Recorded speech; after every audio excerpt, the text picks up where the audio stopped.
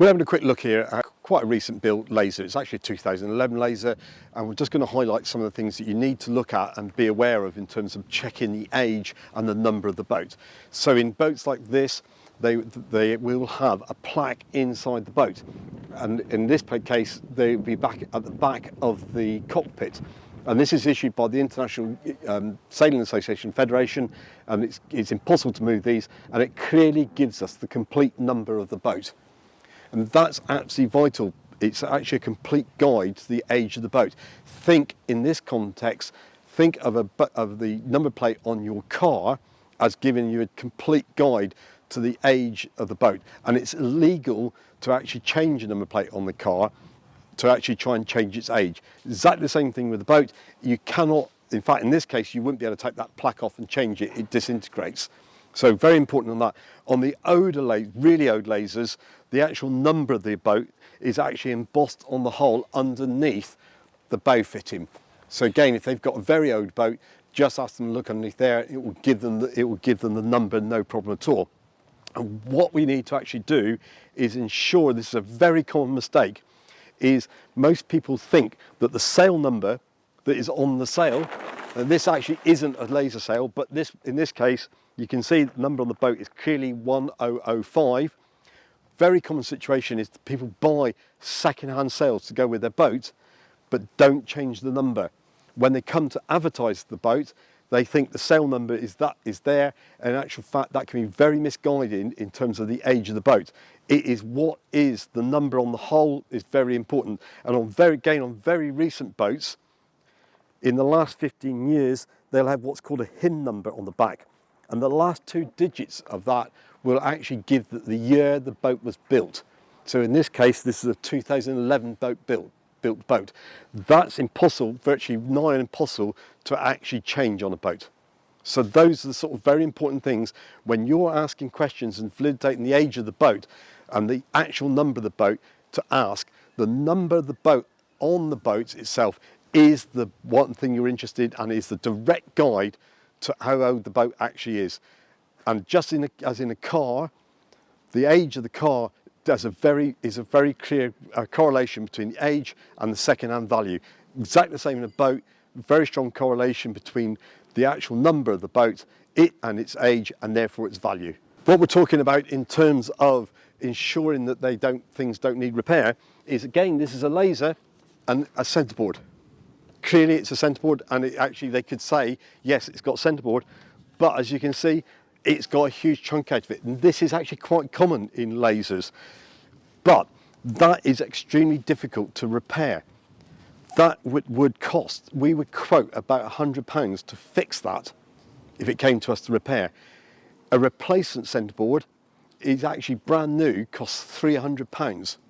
If you're only buying a boat for 500 quid, actually having to buy a brand new one for 300 quid is quite another substantial outlay, and again would completely affect the value as to whether it's a good value boat. Also, they're very, very difficult to come across second hand.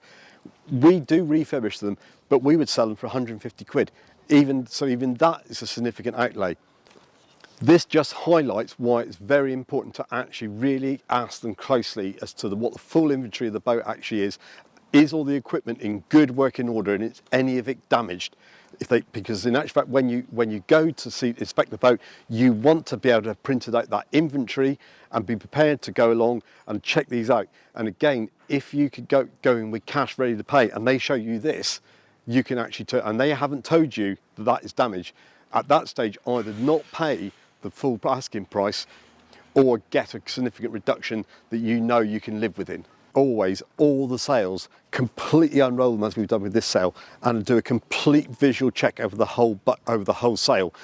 Particularly look all the way along on most sails, all the way along the luff rope here where it goes up the mast, particularly where the buttons here actually would come, because there would be lots of wear there. This is not insurmountable, but if you've got a problem there, it's going to cost probably £35 to £40 a sail repair to get fixed, and you would probably need to do it before you go sailing.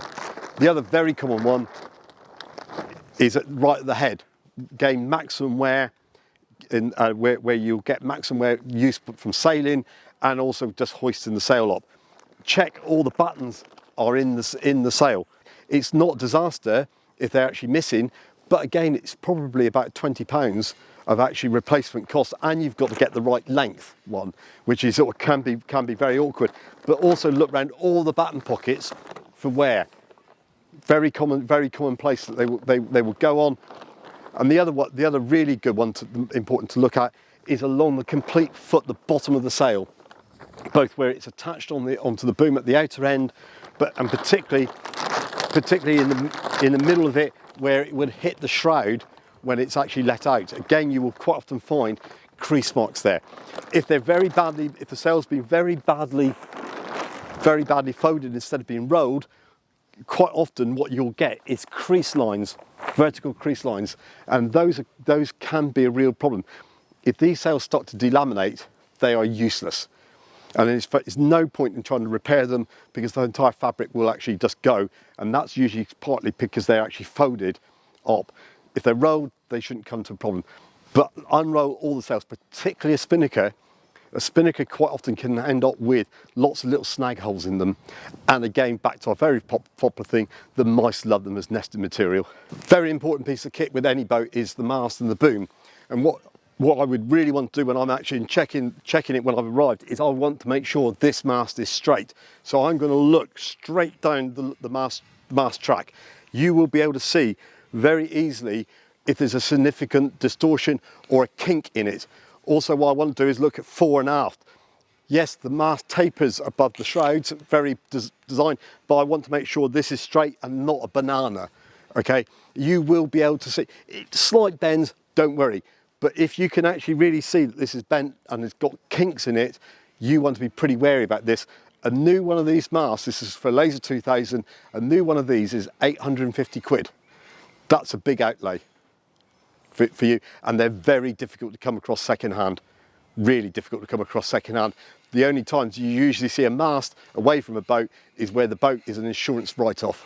Look at all the ropes, and actually straight away I can notice on this one, the main halyard here is very worn. Not a disaster, you can sail with this mast, but that could well go quite quickly after I've had it, and that's not funny, because suddenly your sail comes down, and it will probably cost around about £15 to £25, depending on how good a quality piece of rope you use, to replace. I would definitely look at what we call all the standing rigging, the shrouds and the forestay that hold the mast up. Go all the way down the length of it. You are looking for any strands of wire that's actually coming undone, particularly from where it's actually clamped onto like these, to make sure that it's going to be strong and workable, and you're not going to have your mast fall down pretty quickly after you have to go on sailing. Hopefully your boat will come with a launching trolley, and that's very common with most boats. Most boats are sewed with a trolley. Be careful and inspect the cradle on them in particular. Make sure that is completely intact and is properly attached to these upright supports. If in actual fact this is broken, or it's not attached properly, you can find that you will do an awful lot of damage to the bottom of your boat just by moving it and trailing it around. Again, it's fixable, but it will cost you money to get fixed. If it hasn't got a trolley, or it's a rust bucket of a trolley, again, we make our own trolleys. I'm looking at round about £250 to £400 for the average launching trolley, brand new, and they're nigh on impossible to come across second hand.